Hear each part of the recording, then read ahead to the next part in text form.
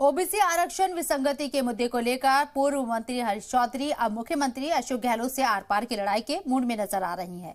इस मुद्दे पर सीएम को घेरने के लिए हरीश चौधरी ने पूरा व्यू रचना कर ली है। सोशल मीडिया से लेकर सार्वजनिक मंच तक से चौधरी हमलावर हैं। ऐसे में अब इस मुद्दे की आगामी विधानसभा चुनाव में कितनी गूंज होगी और कैसे राज्य सरकार इस मसले पर आगे बढ़ेगी, ये देखना दिलचस्प होगा। इसी सियासी संग्राम पर देखिए हमारी ये खास रिपोर्ट।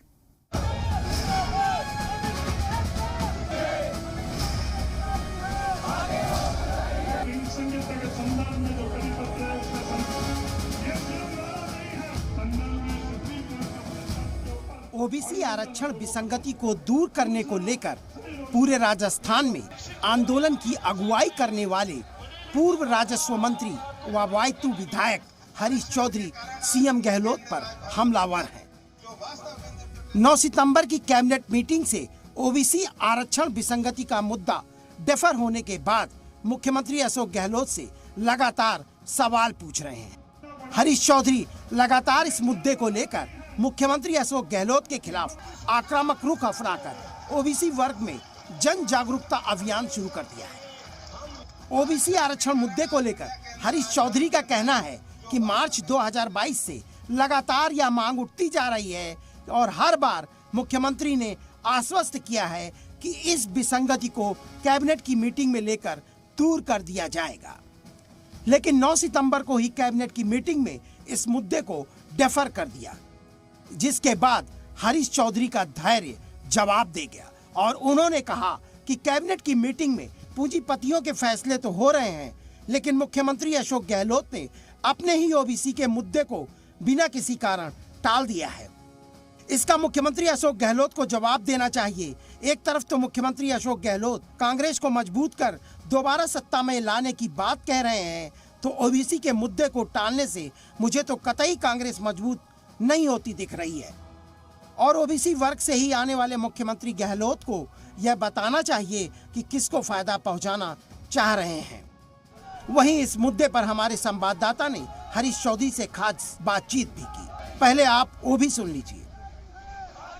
संविधान ने ओबीसी वर्ग को आरक्षण का अधिकार दिया हुआ है।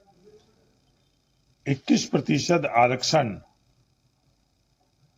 की व्यवस्था और 21% आरक्षण के सामने 0 पद मिलना ओबीसी के नौजवानों को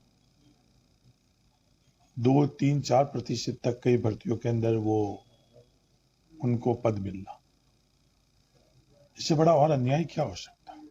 ये अन्याय किसके कारण हो रहा है? वो ओबीसी आरक्षण में विसंगतियों के कारण हो रहा है। वो विसंगतियों के अंदर से एक प्रमुख विसंगति क्या है? भारत के अंदर हमने कम से कम 8-9 प्रदेशों की इस तरह की व्यवस्था के संदर्भ में जो फैसले थे, नियम थे, वो सरकार के सामने रखे। केंद्र सरकार के अंदर भी ये नियम है, उसके बावजूद भी इन नियमों में संशोधन नहीं करना, ये बहुत दुर्भाग्यपूर्ण है।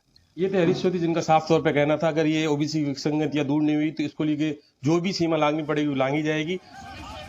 हरीश चौधरी का कहना है कि ओबीसी मुद्दे को लेकर पिछले लंबे समय से युवाओं का आंदोलन चल रहा था और 30 सितंबर को जयपुर में शहीद स्मारक पर हजारों की संख्या में युवाओं ने ओबीसी आरक्षण विसंगति को दूर करने के लिए शांतिपूर्ण प्रदर्शन किया और 1 सेकंड भी ट्रैफिक तक जाम नहीं हुआ।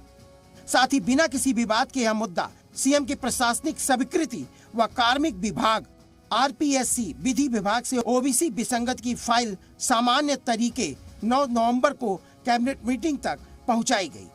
लेकिन उसके बाद मुख्यमंत्री ने ओबीसी के मुद्दे पर कैबिनेट की बैठक में विवाद उत्पन्न कर किस ताकत को फायदा पहुंचाना चाह रहे हैं। वहीं ओबीसी आरक्षण मुद्दे की अगुवाई कर रहे बाड़मेर एनएसयूआई जिला अध्यक्ष राजेंद्र चौधरी का कहना है कि लगातार ओबीसी आरक्षण को लेकर युवाओं की मांग को विश्वासघात करके दरकिनार किया जा रहा है, जिसके चलते आगामी 1 साल तक होने वाली भर्तियों में ओबीसी के लाखों युवाओं को बड़ा नुकसान उठाना पड़ेगा और इसको लेकर अब हमें सड़कों पर उतरना पड़ेगा, तो भी युवा उतरेंगे और अपने हक की लड़ाई लड़ेंगे।